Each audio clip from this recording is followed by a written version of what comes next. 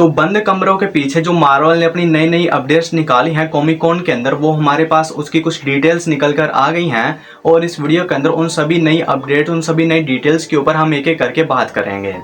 देखो, अगर आप लोग को नहीं पता तो हर साल मार्वल ना एक कॉमिक कॉन इवेंट अटेंड करता है। पिछले साल मार्वल ने जो कॉमिक कॉन इवेंट अटेंड किया था उसमें उसने डूम्सडे के बारे में बताया था, अवेंजर डूम्सडे के बारे में कुछ डिटेल्स रिवील की थी कि जो अपना RDJ है वही डॉक्टर डूम का रोल प्ले कर रहा है। और तब आपको पता था कि इंटरनेट पूरी तरह से ब्रोक हो गया था। और इस टाइम भी जो मार्वल ने अपने पैनल के अंदर कई बेहतरीन किस्म की डिटेल्स हमारे सामने रिवील की हैं, जिसे सुनने के बाद जो मेरे आप जैसे मार्वल के फैन हैं उनकी एक्साइटमेंट नेक्स्ट लेवल तक पहुंच चुकी है। तो सबसे पहले इस पैनल ने मार्वल ने एक वीडियो रिलीज की, एक मोन्टाई टाइप वीडियो थी जिसके अंदर मार्वल के जो पुराने ओल्ड प्रोजेक्ट थे, आयरन मैन 1, कैप्टन अमेरिका, उसके कुछ क्लिप्स थे और इनके पीछे जो निक फ्यूरी है उसका जो वॉइस ओवर लगा हुआ था कि मैंने एक टीम बनाई है, ये सब कुछ। और इसके बाद जो केविन फाइगी खुद स्टेज पर आते हैं और वो बताते हैं कि इस साल के आने वाले जो साल हैं इसके अंदर हम मार्वल के शोज़ के ऊपर नहीं बल्कि मूवीज़ के ऊपर ज़्यादा फोकस करेंगे और ज़्यादा मूवीज़ हम साल में निकालेंगे नहीं बल्कि कुछ थोड़ी ही मूवीज़ निकालेंगे और वो मूवीज़ काफ़ी बढ़िया होगी। यानी कि आगे आने वाले जो साल हैं वहाँ पर मार्वल क्वांटिटी के ऊपर नहीं बल्कि क्वालिटी के ऊपर ज़्यादा फोकस करेगा। और सबसे पहले केविन फाइगी ने फिर ये भी रिवील किया कि वो जो अवेंजर एंड गेम मूवी है उसे री रिलीज करने वाले हैं विद सम न्यू क्लिप्स। यानी कि जो मार्वल की एंड गेम की मूवी है उसे री रिलीज किया जाएगा 25 सितंबर को। आने वाली ये जो 25 सितंबर है इसमें मार्वल एंड गेम मूवी दोबारा से री रिलीज की जाएगी और इसके अंदर कुछ नए क्लिप्स भी ऐड किए जाएंगे जो कि सीधा अवेंजर डूम्सडे से कनेक्टेड होंगे। मुझे लगता है कि इस जो नया क्लिप है उसके अंदर हमें यही दिखाया जाएगा कि जो अपना कैप्टन अमेरिका है इसने इन्फिनिटी स्टोन कैसे वापस की है और ये सब कुछ जो भी। बाकी ज़्यादा नया क्लिप नहीं होगा, 10 से 15 मिनट का कुछ नई फुटेज होगी, वही हमें अवेंजर एंड गेम की जो न्यू री रिलीज़ है इसके अंदर देखने को मिलेगा।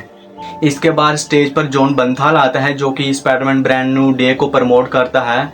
बाकी स्पाइडरमैन ब्रांड न्यू डे का भी थोड़ा सा क्लिप हमें उसके अंदर देखने को मिला था जहां पर जो अपना पनिशर है, स्पाइडरमैन है और जो हल्क है वो तीनों फाइट कर रहे होते हैं। बाकी वीडियो तो निकल कर हमारे सामने नहीं आई है लेकिन इसके बारे में ऐसा कहा जा रहा है कि जो ये तीनों आपस में फाइट कर रहे हैं इसमें जो हल्क है वो सैविज हल्क नहीं है बल्कि प्रोफेसर हल्क है। यानी कि स्पाइडरमैन, जॉन बंथाल, ये दोनों मिलकर फाइट कर रहे हैं प्रोफेसर हल्क से। बाकी ये प्रोफेसर हल्क से क्यों लड़ रहे हैं, प्रोफेसर हल्क ने ऐसा क्या कर दिया, ये तो अब मूवी देखने के बाद ही पता चलेगा। बाकी मूवी का रिलीज़ होने में ज़्यादा टाइम भी नहीं बचा है और मैं इस मूवी के लिए सुपर एक्साइटेड हूँ। और इसके बाद फाइनली हमें ब्लैक पैंथर 3 की भी अपडेट मिल गई है कि ब्लैक पैंथर 3 भी आ रही है 2028 में। 2028 के दिसंबर में हमें ब्लैक पैंथर 3 देखने को मिलेगी और इसके अंदर जो नया टीचाला है उसे भी कास्ट कर लिया गया है। एक नया एक्टर है, इसका नाम मैं भूल गया हूँ। बाकी इस एक्टर को हमने एलियन रोमोलस मूवी में देखा है। यही हमारा न्यू टीचाला है जो कि टीचाला का बेटा था। ब्लैक पैंथर के एंड क्रेडिट सीन में हमें जो लड़का देखने को मिला था ना, टीचाला का बेटा, ये वही है। बाकी आप लोग सोच रहे होंगे कि ये इतनी जल्दी बड़ा कैसे हो गया। बाकी जो हमारा मार्वल का फेस है ना उसके अंदर टाइम काफ़ी ज़रा गुजर चुका है और ये 2028 में आएगी तो ये मेक सेंस करता है कि टीचाला का बेटा इतना बड़ा कैसे हो गया इतनी जल्दी, क्योंकि मार्वल में जो टाइम है वो काफ़ी ज़रा गुजर चुका है एज़ कम्पेयर टू आवर। क्योंकि अवेंजर एंड गेम के बाद 5 साल का टाइम जंप था, उसके बाद ये अवेंजर डूम्सडे और जो अवेंजर सीक्रेट वॉर है इसके अंदर भी हमें 5-6 साल का जंप देखने को मिलेगा। तो जब तक ब्लैक पैंथर 3 आएगी टीचाला का बेटा काफ़ी बड़ा हो चुका होगा, 20-21 साल का। बाकी एक्टर ये काफ़ी अच्छा है, मैं उम्मीद करता हूँ कि ये चैडविक बोसमैन जैसे ही ब्लैक पैंथर को पूरी तरह से जस्टिफाई कर सके, ब्लैक पैंथर का रोल अच्छे से निभाए। और बाकी इसके बाद जो सबसे बड़ी अपडेट निकल कर आ रही है वो है कि मार्वल ने गोस्ट राइडर को फाइनली रिवील कर दिया है कि गोस्ट राइडर मार्वल में आ रहा है और उसे जो प्ले कर रहा है वो है अपना रायन गोसलिंग। जी हाँ, ये कोई र्यूमर नहीं है, ये कोई फ़ैन कास्टिंग नहीं है। मार्वल ने खुद ऑफिशियली कन्फर्म कर दिया है कि जो गोस्ट राइडर है उसे खुद रायन गोसलिंग ही प्ले करेगा और इस मूवी को डायरेक्ट करेंगे शॉन लीवाई जिन्होंने डेडपूल मूवी डायरेक्ट की है। बाकी डायरेक्टर अच्छे हैं, काफ़ी अच्छी मूवीज़ इन्होंने डायरेक्ट की हुई है, लेकिन गोस्ट राइडर के ऊपर ये कैसी मूवी बनाते हैं ये देखने में इंटरेस्टिंग होगा। बाकी फ़ैन कास्टिंग इस बार मार्वल ने सच कर दी है, रायन गोसलिंग को ही गोस्ट राइडर के लिए चुन लिया है। बाकी मैं खुद पर्सनली चाहता था कि गोस्ट राइडर के अंदर हमें रायन गोसलिंग ही देखने को मिले, काफ़ी कमाल का एक्टर है। मैं पर्सनली रायन गोसलिंग का काफ़ी बड़ा फ़ैन हूँ। और इसके बाद अवेंजर डूम्सडे का एक नया ट्रेलर भी वहाँ पर लोगों को दिखाया गया, जो अंदर लोग थे उनके मोबाइल वगैरह बंद किए गए और जो अवेंजर डूम्सडे का एक नया ट्रेलर है वो भी दिखाया गया है। बाकी हमें तो ये ट्रेलर देखने को नहीं मिलेगा, पता नहीं कब मिलता भी है या नहीं।